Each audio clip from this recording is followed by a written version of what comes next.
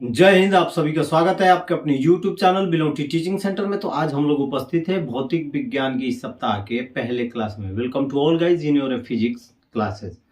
हम लोग अभी तक पढ़ रहे थे परावर्तन के नियम क्या हैं, और परावर्तन के नियम को हमने अच्छी तरह से समझा भी और उसके पूरे पॉइंट्स को डिनोट भी किया। तो चलिए, आज का जो हमारा टॉपिक है वो है कि समतल दर्पण पर लंबवत पड़ने वाली किरण का परावर्तन कैसे होता है। कोई समतल दर्पण है जिसका उपयोग हम लोग अपने घरों में करते हैं आईने के रूप में। तो आप लोग देखे होंगे कि आईने का उपयोग हम क्यों करते हैं। आईना का उपयोग जो होता है, जो जिसमें वो आईना लगा रहता है, वो दर्पण जो होता है वो समतल दर्पण होता है। तो कहता है कि समतल दर्पण पर लंबवत पड़ने वाली किरण का परावर्तन कैसे होगा। तो सपोज दैट, चलिए हम मानते हैं कि कोई एक समतल दर्पण है। क्या है? कोई एक समतल दर्पण है। आप लोग सोच रहे होंगे पीछे ये डॉट क्यों लगाया जाता है। तो जो भी कोई दर्पण होता है उसके पीछे साइड में एक कलई की रही है, पेंट लगाया रहता है, ताकि प्रकाश जो है इस पार से उस पार न जा सके। तो कलई किया वाला भाग है, एक समतल दर्पण है। कहता है कि जब इस पे एक लंबवत किरण पड़ती है तो क्या होगा, यानी उसका परावर्तन कैसे होगा। तो याद रखिएगा कि किसी समतल दर्पण पर पड़ने वाली लंबवत किरण का परावर्तन भी उसी पथ पर वापस लौट कर होता है। यानी जिस पथ से वो जाती है उसी पथ से क्या होता है, वो वापस की ओर लौट आती है। यानी कि किसी समतल दर्पण पर लंबवत पड़ने वाली जो प्रकाश की किरण होती है, जिस पथ से जाती है उसी पथ से वापस लौट आती है। जिसमें आपको मालूम है कोण जो है ये समकोण बनाएगा। कितने डिग्री का? 90 डिग्री का। 90 डिग्री का समकोण बनाता है। I बराबर 0 और R बराबर भी 0।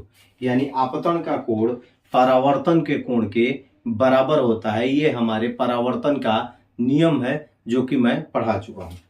अब चलिए, ये आप लोग नोट कर लीजिएगा। ये आपकी थ्योरी आएगी, थ्योरी भी इसको नोट कर लीजिएगा। ये फिगर बना लीजिएगा, चित्र, क्योंकि साइंस में चित्र बहुत ही जरूरी होता है। तो फटाफट इसको बना लीजिए।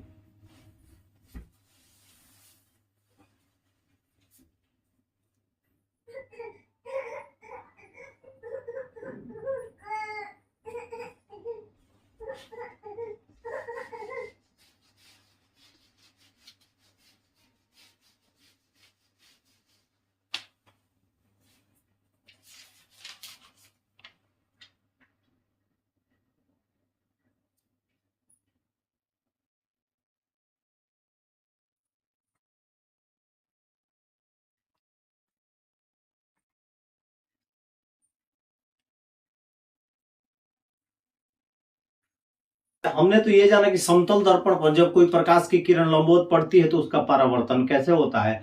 लेकिन अगला हमारा जो टॉपिक है इस चैप्टर का वो है प्रतिबिंब। That means image. इमेज के बारे में हम क्या जानते हैं, प्रतिबिंब क्या होता है। आप लोग बहुत तरह के कैमरे देखे होंगे। हमारी जो आंखें होती हैं वो भी एक कैमरे की तरह ही कार्य करती है। आखिर हम किसी वस्तु को कैसे देख लेते हैं, आखिर हमें कैसा लगता है कि ये व्यक्ति, इसका नाम ये है, या हमें ये कैसा लगता है कि ये वस्तु हम देख पा रहे हैं। दैट मीन्स कहीं ना कहीं उसकी फोटो प्रतिबिंब हमें दिखाई देती है, तब हम कहते हैं कि हम इसे देख पा रहे हैं। ये व्यक्ति है, ये वाला ये व्यक्ति है, ये वस्तु है, ये वस्तु है। तो सबसे पहले हम जानेंगे कि प्रतिबिंब होता क्या है, इमेज होता क्या है। तो सीधी सीधी भाषा में बात करें तो किसी बिंदु स्रोत से आती हुई प्रकाश की किरणें जब दर्पण से परावर्तन के बाद जिस बिंदु पर मिलती है या मिलती हुई प्रतीत हो, उसे ही हम प्रतिबिंब कहते हैं। ठीक है, मान के चलते हैं कोई दर्पण है, दर्पण पे एक हम प्रकाश की किरण डालते हैं और ये परावर्तन के बाद जिस बिंदु पर मिलती है या मिलती हुई प्रतीत होती है, मे बी मिल रही है या फिक्स मिल जाती है, तो इस जहां ये बिंदु मिलती है या मिलती हुई प्रतीत होती है, वहां पर किसी वस्तु का, यहां यदि कोई वस्तु रखी हुई है आई, तो प्रतिबिंब बनेगा, या तो बड़ा बनेगा या छोटा बनेगा। और तब हम कहते हैं कि ये कोई वस्तु है जिसका प्रतिबिंब हमें आभास हो रहा है या दिखाई दे रहा है। यानी यही परफेक्ट होता है हमारे आंखों के साथ भी।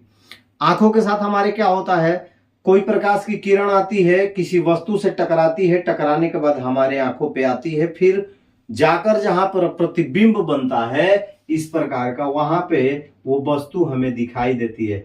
कुल मिलाकर अब आपको समझ में आ गया होगा कि कैमरे, मोबाइल का कैमरा हो, पता नहीं DSLR, पता नहीं कौन कौन से कैमरे आ रहे हैं, या हमारा आंख, ये जो है कैमरे की भांति काम करते हैं। और जहां प्रतिबिंब किसी वस्तु का बनता है, या जिस वस्तु पर, जिस स्रोत से कोई प्रकाश की किरण परावर्तन के बाद जिस बिंदु पर मिलती है या मिलती हुई प्रतीत होती है, वही प्रतिबिंब बनता है। और उसी प्रतिबिंब के द्वारा हम किसी की पहचान कर पाते हैं, या कहते हैं फोटो निकल गई है। ठीक है, तो प्रतिबिंब आप लोगों की क्लियरिटी हो गई होगी।